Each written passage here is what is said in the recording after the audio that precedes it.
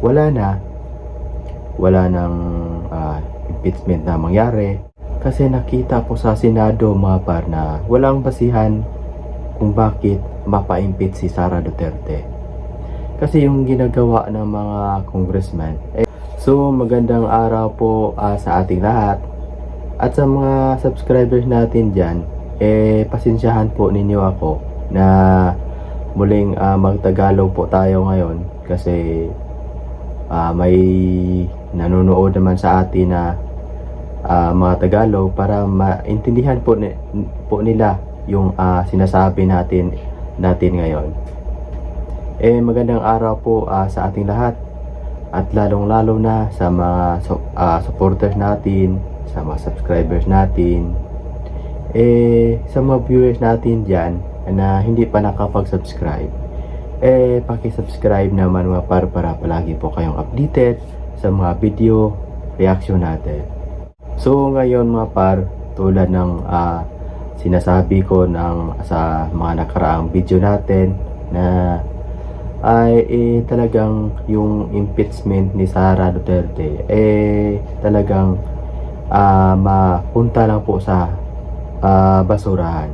So ngayon binabasura na ng Senado yung pinapile ng impeachment sa mga congressman laban kay Sara Duterte mga par. Kasi yung mga congressman lang ang may gusto na mapa-impeach si Sara Duterte.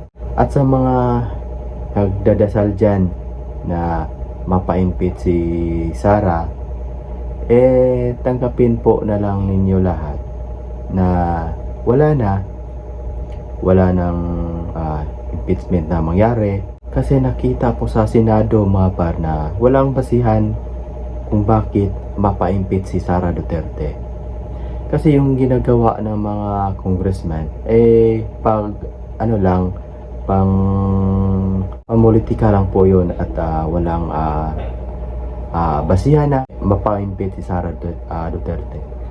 So ilan sa mga kongresista na gustong mapa-impeach si Sara Duterte at sobrang galit nila ngayon ni Chis Escudero kasi parang pinaikot-ikot ni Chis Escudero, pero yung totoo mapar talagang hindi yun gusto ni Chis Escudero na mapa-impeach si Sara Duterte.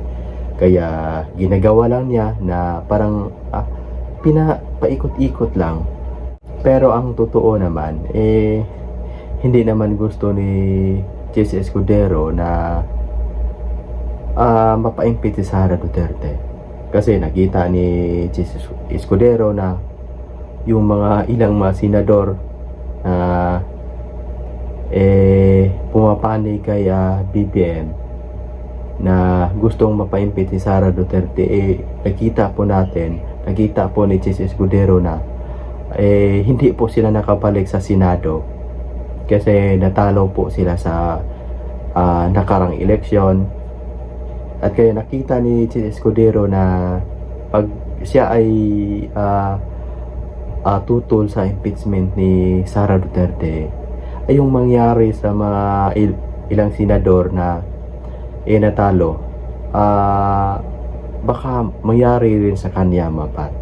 Kaya pinaikot-ikot lang ni Chis Escudero na pero yung totoong mangyari talagang hindi yun gusto ni Chis Escudero. Kasi sobrang galit ni Chis Escudero mapar kasi yung Senado ay ginagawang utusan sa mga congressman at lalong-lalo na to si Martin Romualdez. At maraming salamat po sa panonood po ninyo sa aking mga video.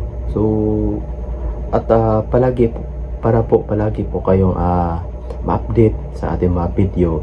Paki-subscribe naman para palagi po kayong updated sa mga video reaction natin.